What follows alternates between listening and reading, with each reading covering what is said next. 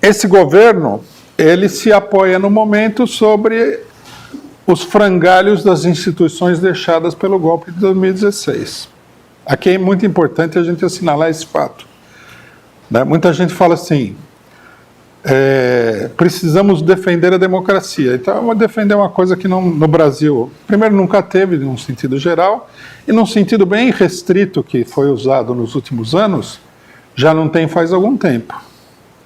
No Brasil não existe nada parecido com o Estado de Direito. A gente viu isso daí. As arbitrariedades são enormes.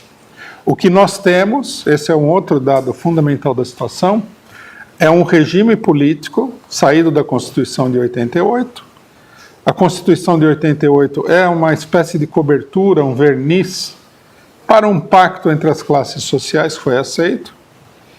Mas esse regime político ele está em total decomposição, ele está em diluição, ele está se desmanchando, está se escorrendo pelo ralo.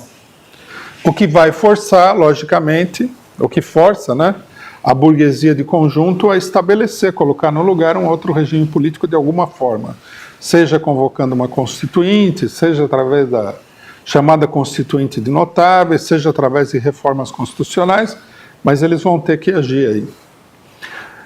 Logicamente que o novo regime vai depender, né, e isso é uma questão fundamental, da relação de forças real entre as classes sociais. Se não houver um enfrentamento, como a maior parte da esquerda dá a entender de que não está buscando um enfrentamento, a direita vai se impor de maneira inevitável. Se houver um enfrentamento, aí a situação fica obscurecida, né, e os planos da direita ficam obstruídos por essa mobilização. O governo é um governo fascista? O regime se transformou num regime fascista com a subida do Bolsonaro? Não. Mas a outra pergunta seria, ele pode vir a se transformar? Sim. Se ele não se transforma num regime fascista, nós estamos livres de qualquer tipo de ameaça ditatorial? Não, porque os militares já ocuparam um tal espaço no governo que, da situação que nós estamos vivendo aqui, para um golpe militar, é um pulinho. E se é um pulinho, vamos dizer claramente, muita gente nem gosta de ouvir isso daí. Se é um pulinho, significa que as chances de acontecer são quase 100%. Né? É como se um ladrão entrasse na sua casa, tomasse conta da casa, colocasse a família toda no banheiro, só deixasse uma pessoa solta e ficasse em dúvida se ele vai ou não vai assaltar a casa. Uma vez que ele tomou conta da casa, ele vai assaltar a casa. Né? Uma coisa decorre naturalmente da outra. Por que os militares estão ocupando todo esse espaço no poder político do país? Porque eles querem tomar conta do poder político integralmente. Se fosse apenas uma coisa de que eles querem ficar ali como uma reserva para uma situação de emergência, não haveria necessidade de ocupar tanto espaço. A ocupação do espaço, Ministério da Defesa, todo o aparato de segurança, Gabinete de Segurança Institucional, ocupação do Rio de Janeiro, todo o movimento dos militares no Congresso Nacional, elegendo quase 100 militares para o Congresso Nacional, é para tomar conta do regime político integralmente. Muita gente pode acreditar em muita coisa, mas se os militares querem tomar conta do regime político, não é para manter nenhuma democracia. Se fosse para manter uma democracia, eles deixavam na mão dos picaretas tradicionais. Eles acham que o regime político se esgotou e eles estão se preparando aí para uma ditadura.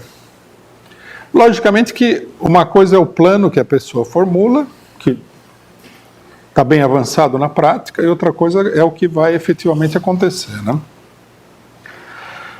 Então, quer dizer, nós temos também esse perigo aí no horizonte. E de mais a mais, já hoje o regime é uma espécie de ditadura, porque os direitos da maioria das pessoas foram cassados. A gente viu com o Lula na eleição, muita gente considera isso um episódio secundário, mas não é um episódio secundário, é um episódio fundamental. A cassação dos direitos eleitorais do Lula é a cassação de todo mundo. Né?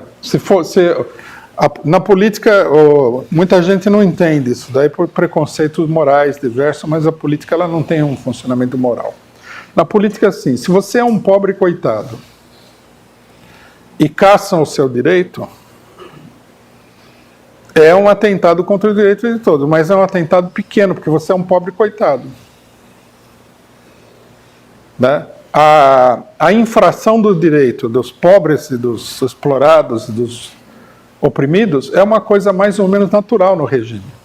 Mas quando você é um figurão e caçam os seus direitos, aí já o perigo é muito maior, porque você é um figurão. Você deveria ter os seus direitos assegurados. Se o pobre da periferia não tem o direito assegurado, o ricaço tem o direito assegurado. Se o operário comum não tem o direito assegurado, um Lula deveria ter o direito assegurado, que foi presidente da República 2 vezes. Mas se ele não tem, ninguém tem. Pode esquecer.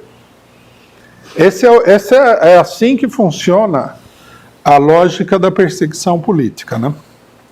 Então nós estamos nessa situação.